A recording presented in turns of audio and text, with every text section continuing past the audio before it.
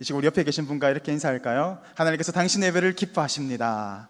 하나님께서 당신의 예배를 기뻐하십니다. 아멘. 물은 액체입니다. 그런데 물이 성질이 변하는 때가 있습니다. 어는 거죠. 그리고 끓어서 기화가 되는 겁니다. 그런데 물이 얼려고 그러면 그냥 얼지 않습니다. 어떻게 해야 합니까? 온도가 계속 내려가야 합니다. 그리고 0도씨 영하로 들어가야 그때부터 물이 얼기 시작합니다. 끓는 좀도 마찬가지입니다. 뜨거워지기는 하지만 끓지는 않습니다. 그런데 100도씨가 되어야 물이 그제서야 비로소 끓기 시작합니다. 어느 정도의 시간이 필요합니다. 제가 잘 아는 청년이 한 명 있습니다. 그 청년은 예전에 사역을 하면서 같이 사역을 하고 또 많은 도움이 되기도 했고 또 교사로 또 찬양팀으로 그런 섬겼던 청년이었습니다.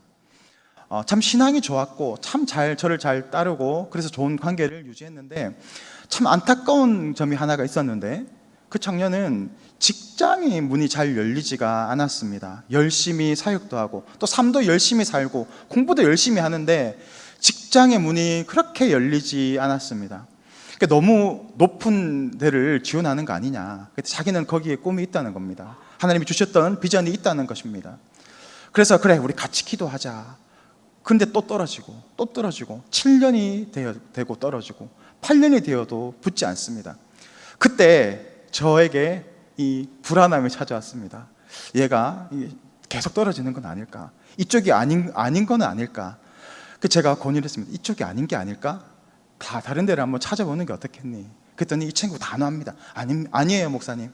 하나님이 주셨던 비전이 있습니다. 저는 끝까지 이 길을 준비하겠습니다. 끝까지 가는 겁니다. 그리고 10년이 되는 때 전화가 왔습니다. 목사님 드디어 합격했어요. 그러는 겁니다. 10년이라는 긴 시간을 하나님이 주셨던 비전을 가지고 그렇게 기도해서 결국 그 어려운 직장에 들어가더라고요.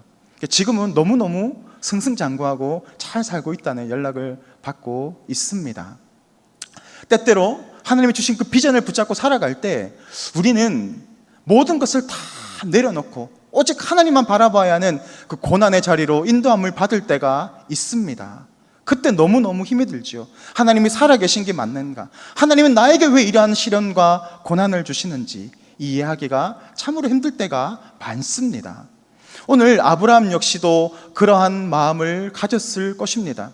하나님께서 그를 부르시고 지금 그에게 모든 소망을 다 내려놓는 자리로 그를 인도하고 있습니다.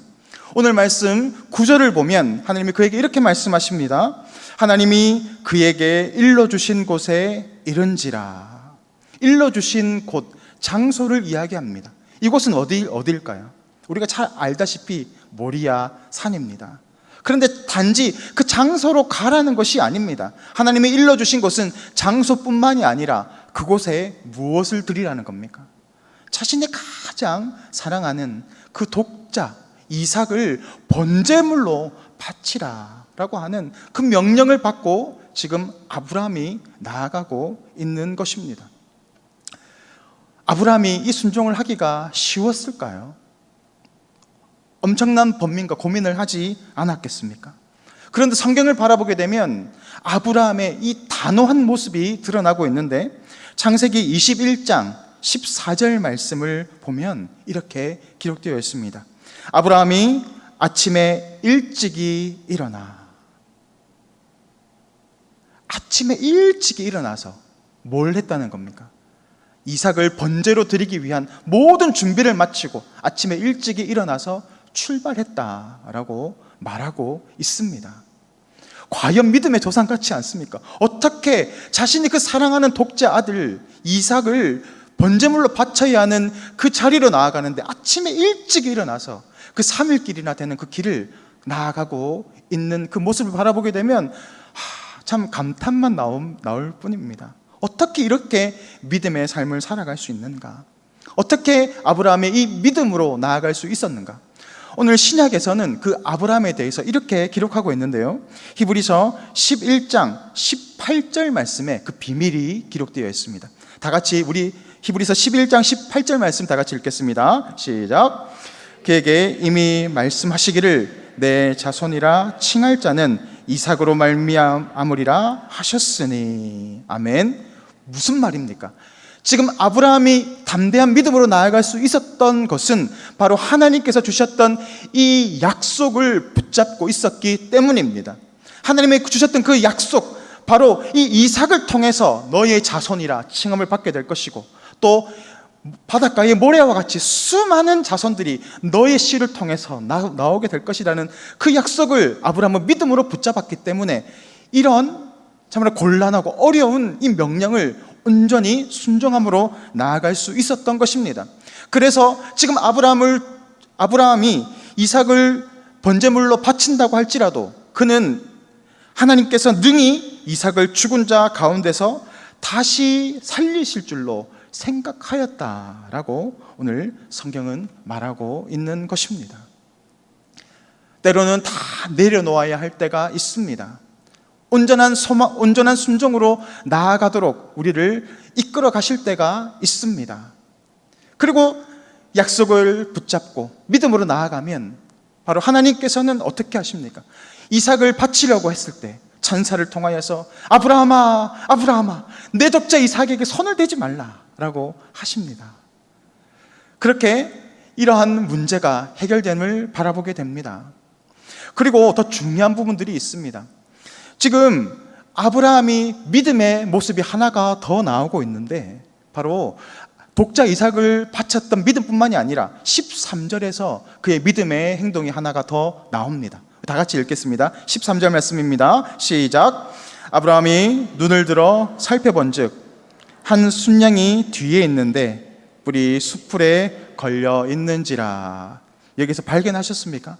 아브라함의 믿음의 행동이 무엇이 있습니까? 눈을 들어서 살펴보았다라는 것입니다. 그가 능동적으로 지금 그 하나님의 응답을 바라보며 눈을 돌려서 여기저기를 살펴보았다라는 것입니다. 많은 사람들이 기도하고 부르짖습니다. 순종합니다. 그렇지만 때때로 순종하고 하나님의 응답을 바라보는 믿음의 행동으로 나아가지 못하는 안타까운 일들이 참으로 많습니다. 하나님은 우리의 믿음을 통하여서 역사하시고 많은 것들을 축복을 우리에게 부어주십니다. 그런데 안타까운 것은 하나님이 주셨던 그 축복을 바라보지 못하고 여전히 과거의 모습으로, 여전히 공고한 모습으로 살아가는 안타까운 모습이 있다라는 것입니다. 믿음이라는 것은 무엇입니까?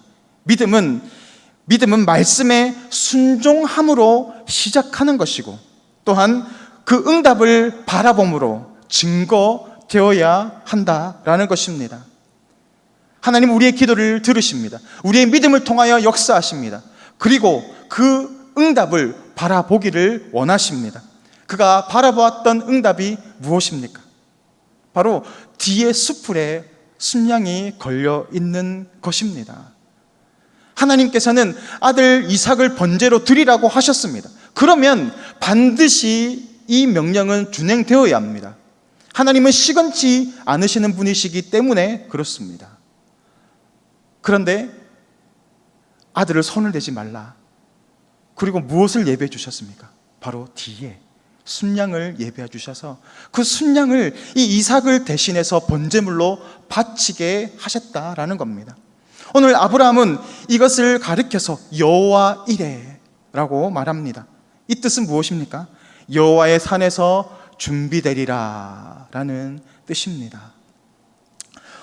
원어적인 의미를 바라보게 되면 여호와 이레의 뜻은 여호와의 산에서 준비되리라 라기보다는 여호와의 산에서 보게 되리라 라는 의미가 더 가깝습니다. 여호와의 산에서 보게 되리라. 무슨 의미입니까? 내가 믿음으로 여호와의 산에 올라가면 그곳에서 하나님의 영광을 바라보게 될 것이다 라고 하는 믿음의 고백인 줄 믿습니다. 그렇다면 아브라함이 보게 될 그 영광이 무엇이었습니까? 바로 숫풀에 걸려있는 순양입니다. 그 순양이 이삭을 대신한 그런 대속제물이 되었습니다. 이것은 곧 이 순양이 의미하는 것이 무엇입니까? 바로 우리를 대신해서 죽으시는 메시아 예수 그리스도를 가리키고 있는 것입니다. 그러므로 여호와의 산에 믿음으로 올라가서 우리가 바라보아야 하는 것이 무엇이라는 것입니까? 바로 예수 그리스도 한 분, 그분이 바로 우리가 바라보아야 할 영광의 대상이고, 오늘 여호와 이레의 하나님께서 우리에게 주시고자 하시는 영광의 모습 또한 바로 이 예수 그리스도라는 것을 오늘 성경을 통해서 우리는 보게 됩니다. 아브라함이 그의 아들 이삭을 모리아 산으로 바치기 위해서 그를 데리고 언덕길을 올라갑니다. 그리고 2000년 후에 동일한 장소에서 하나님은 그의 아들 예수 그리스도를 골고다 언덕, 동일한 장소에서 2000년이 지난 그곳에서 그의 아들 예수 그리스도를 우리를 대신해서 희생제물로 우리를 위해서 주셨습니다. 오늘도 우리가 붙잡아야 하는 것은 바로 여호와의 산에 올라가는 믿음으로 나아가야 하는 것인 줄 믿습니다. 그리고 그 믿음으로 하나님의 임재의 자리로 나아갔을 때 오늘 우리에게 주시는 그 영광, 바로 예수 그리스도의 영광, 예수 그리스도의 인도하심, 그와 동행하는 복된 삶을 살아가시는, 그것이 바로 하나님께서 우리에게 주시고자 하시는 여호와 이레의 하나님의 축복인 줄 믿습니다. 이제 여름 수련회가 준비되고 있습니다. 우리 청년들이, 또 우리 미래 세대들이 여름 수련회를 통하여서 바라보아야 하는 것이 무엇입니까? 하나님의 영광, 바로 예수 그리스도 인격적으로 만나고 삶이 변화되고 시각이 변화되고 생각이 변화되고 그렇게 하나님의 백성답게 살아가는 복된 은혜를 경험해야 할 줄 믿습니다. 오늘 우리가 새벽에 나와서 기도할 텐데 우리 청년들 그리고 우리 미래 세대들이 여름 수련회를 통하여서 여호와 이레의 하나님의 그 축복을 온전히 받아 누리는 그런 은혜의 시간이 되기를 주님의 이름으로 간절히 소망합니다.